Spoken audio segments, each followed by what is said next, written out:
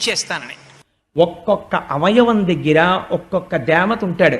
అన్నిటికన్నా అందుకే దరిద్రమునకు హేతు ఎక్కడి నుంచి వస్తుందో తెలుసా అండి? ప్రపంచంలో దరిద్రం రావడానికి ప్రధాన కారణములలో ఒకటిగా ఏది చెప్తారంటే కాలు మీద కాలు వేసి రుద్దుకుని కడుక్కోవడం.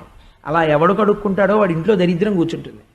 కాలు మీద కాలు వేసి రుద్దకూడదు. దేవతలు పాదములను పట్టి ఉంటారు. అందుకే పాదాలకి నమస్కారం చేస్తారు. ఎవరిదైనా వాళ్ళ యొక్క ఉపాసన బలం పాదములలో ఉండేటటువంటి నాడులను పట్టి ఉంటుంది. నేను ఆ పాదములకు నమస్కారం చేస్తారు తప్ప ఉపన్యాసం చెప్పి నోటి దగ్గరికి వచ్చేవాడు నోటికి నమస్కారం పెట్టడు. లేకపోతే అయ్యో పాపం ఇంత బుద్ధినిచ్చింది కదా అని బుర్రకి నమస్కారం పెట్టడు. వచ్చి కూర్చున్న కాళ్ళు ఏం చేసేయి? తీసుకురావడం తప్ప. పోనీ అవి కూడా నడిచి వచ్చాయంటే దొరగారు కారు తీసుకొచ్చింది, కారుకు పెట్టాలి నమస్కారం. అంటే పాదాలకు పెడతారు. పాదాలకు పెట్టడం ఎందుకండి అంటే ఉపాసన బలమంతా ఎక్కడ కేంద్రీకృతం అవుతుందంటే పాదముల యందు ఉండేటటువంటి నాడుల యందు